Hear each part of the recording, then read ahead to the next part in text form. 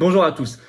Zelensky, contrairement à l'apparence médiatique ici, est de plus en plus seul, est de plus en plus isolé. Et j'avais fait une vidéo là-dessus pour dire, contrairement aux apparences, qu'il était de plus en plus mal. Je persiste et je signe. Il y a des oppositions externes contre lui dans le monde entier et internes dans des pays à l'intérieur, dans des débats politiques qui naissent. Et tant mieux. Et tant mieux y compris pour le peuple ukrainien. Et tant mieux pour tous les peuples du monde et surtout pour la paix. Car il est un facteur d'excitation et de guerre, pas de paix. Évidemment, Zelensky, c'est tout un système derrière, l'OTAN et tant de choses, vous le savez bien. Mais vous allez voir, on va plutôt sur la bonne pente, la bonne direction, même s'il faut rester prudent et se battre avec ardeur pour la paix, bien évidemment, et la France pourrait jouer un rôle. Je vais revenir sur tout ça de manière très concrète, avec beaucoup d'éléments récents dans cette vidéo, vous allez voir, je crois très important. D'ailleurs, la paix, on se bat pour elle. Ce mot qui est si important. Marche nationale pour la paix que nous organisons, ouverte à toutes les forces de paix et de résistance. Les appels solennels vont être relancés. Mais attention, c'est décalé au dimanche 12 février. Toujours 14h Paris pour le cortège. Rendez-vous, place d'Enfer Rochereau. Et devant toutes les mairies de France, pour ceux qui ne peuvent pas venir, rassemblement pour la paix ce dimanche 12 février, 14h. Mais c'est le 12 et non plus le 11, parce que le 11, c'est consacré à la lutte contre la réforme des retraites. Et nous, dans un souci d'unité, nous n'allons pas perturber cet événement. Chacun doit pouvoir faire les choses de manière intelligente. Voilà ce que nous allons donc faire. Voilà pourquoi c'est le 12 février. Je suis ce 2 février en Sarthe. Tour de France de la Résistance, le soir, jeudi soir, peut-être quelques places encore, vous écrivez à référent72@les-patriotes.fr pour information et réservation. N'oubliez pas de vous abonner à cette chaîne, petit bouton dessous, vous cliquez s'abonner, c'est gratuit, bien sûr, ça se fait en un dixième de seconde, il y a juste à cliquer. Et plus vous êtes abonné, plus YouTube va recommander ces vidéos, toute cette chaîne, à des gens qui peut-être ne nous connaissent pas encore et vont devenir résistants, ce qui est quand même l'objectif. Donc grand merci à ceux qui se sont abonnés récemment à la chaîne et à ceux qui vont le faire dans les secondes qui viennent. Allez, Zelensky, je dirais presque qu'il est au plus mal. Il panique, ça agace. Et ça se réveille enfin, un peu partout, face à cette folie guerrière, même s'il faut rester prudent et combatif.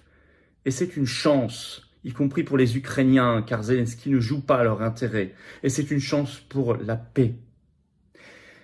D'abord, des freins sortent, enfin, aux États-Unis et en Allemagne, qui rend d'autant plus ridicule d'ailleurs l'agitation macronienne, on va y revenir dans un instant. Ce 30 janvier à la Maison-Blanche, lors d'une conférence de presse, Joe Biden répond clairement non quand un journaliste américain lui dit « Est-ce que les États-Unis vont livrer les avions de combat type F-16 à l'Ukraine comme le demande Zelensky ?» Non.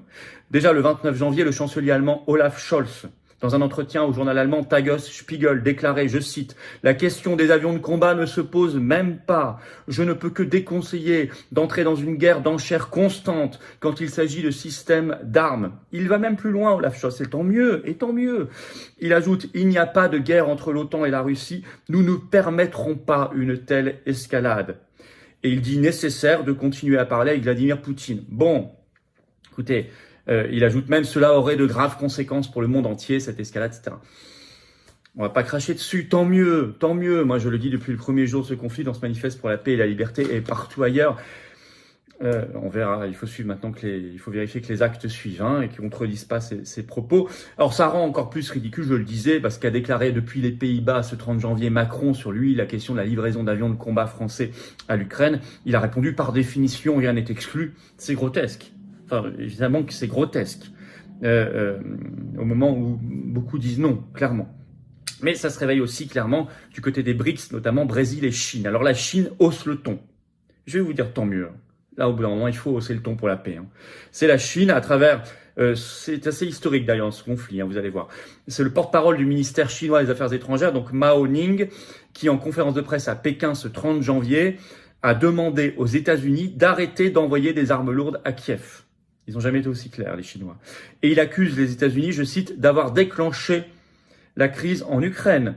Et je cite, d'être le principal facteur qui l'alimente. À tel point que Marianne, dans un article ce 30 janvier, écrit « Pour la première fois depuis le début de la guerre en Ukraine, la Chine s'est positionnée en faveur de la Russie. » Je dirais surtout en faveur de la paix, parce qu'effectivement, les livraisons d'armes et le rôle de faucons américains, que je ne confonds pas avec le peuple américain, bien sûr, et même des opposants aux États-Unis qui veulent la paix comme nous, est évidemment un rôle de guerre, un rôle d'excitation vers la guerre. Et bah tant mieux. Et le Brésil. Alors là, c'est Lula, le président brésilien, avec qui on peut avoir tant de divergences par ailleurs, mais enfin là, pour le coup, il a été bon. Il a mouché Macron, mais alors, c'est rapporté par le journal brésilien Brasil247.com. Ce 26 janvier, il y avait une conversation téléphonique entre Lula et Macron. Et Macron a demandé, est-ce que le Brésil va livrer des armes à l'Ukraine? Et le président brésilien lui a répondu non. En disant cette phrase, écoutez bien, la guerre du Brésil est contre la pauvreté, pas contre la Russie. Clair et net. Voilà. Alors, si vous battez, je reviens dans un instant sur tout ça parce que vous allez voir que ça bouge, y compris en France, dans les oppositions, et que Zelensky s'agace et qu'il agace profondément. C'est dans un instant, une petite parenthèse, je vous attends. Je vous attends, faites une petite pause maintenant pour adhérer ou réadhérer ou faire un don de soutien. Tous les liens sont sous la vidéo en description. Le premier, c'est pour adhérer, réadhérer. Le deuxième, juste en dessous, c'est pour faire un don. Sinon, faites-le juste à la fin de la vidéo. Mais je vous attends. La paix va pas se faire tout seul. Le combat pour la résistance, la liberté, la souveraineté en France et dans le monde va pas se faire tout seul. On a un magnifique outil qui s'appelle les Patriotes. Premier mouvement souverainiste pour la paix et la liberté en France.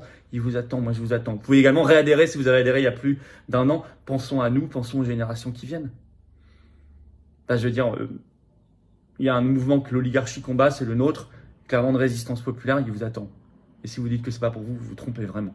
Donc vous pouvez faire adhésion, réadhésion, dont tout ça est défiscalisé aux 2 tiers pour vous. Je rappelle qu'on n'a pas eu 1 euro de financement public, rien. Or on fait beaucoup de choses, ça coûte cher.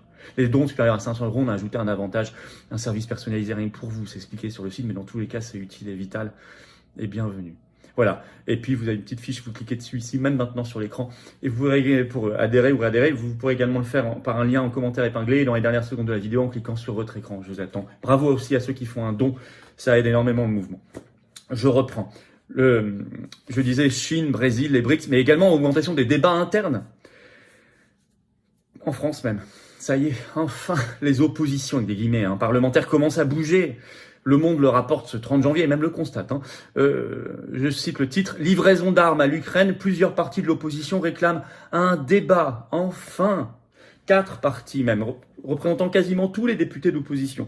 Je vais vous citer ce petit passage du Monde. Le PCF, LFI, LR et le RN estiment que l'envoi d'armes lourdes par différents pays occidentaux, dont la France, doit être interrogé. Ils plaident pour l'organisation d'un vote devant la représentation nationale. Fin de citation.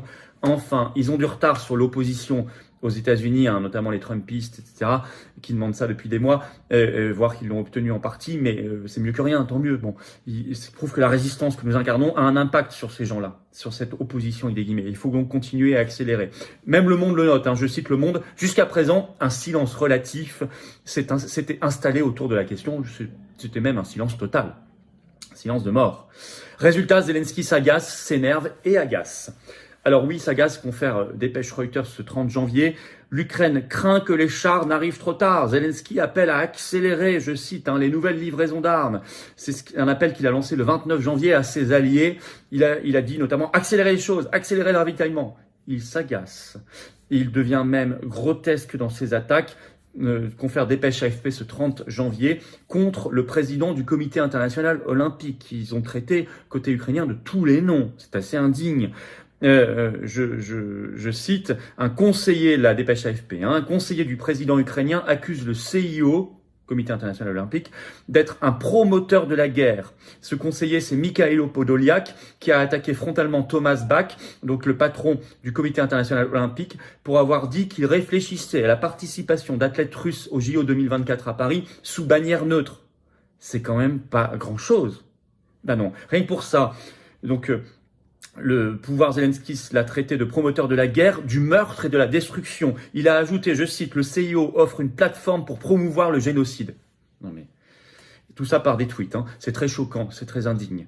Alors ça agace tout ça, même un journal belge par exemple, je vous cite, ce 30 janvier fait un édito, journal DH, c'est en ligne, le titre de l'édito, écoutez bien. Guerre en Ukraine, y a-t-il encore un pilote dans l'avion en Occident pour dire non à monsieur Zelensky? C'est intéressant, c'est un changement de ton. C'est un changement de ton. Alors, donc ça panique chez Zelensky, il fait des erreurs et il agace. Ça, c'est certain. Mais c'est croissant, allez voir mes vidéos précédentes, vous ne serez pas surpris. Les promoteurs de la raison, de la sagesse et de la paix se réveillent, en interne comme internationalement. Tant mieux, mais il faut les pousser beaucoup plus. Vous pouvez le pousser beaucoup plus. Il faut que la résistance que nous incarnons avec d'autres soit beaucoup plus forte encore et visible et audible. Alors ça calme un peu les atlantistes. Hein. On a vu ce qui se passe aux États-Unis, Allemagne.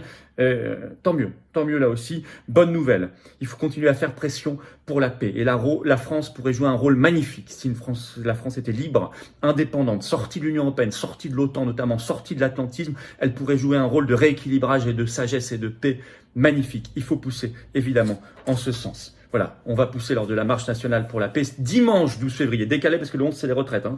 Mais venez très nombreux, covoiturage de toute la France, de partout.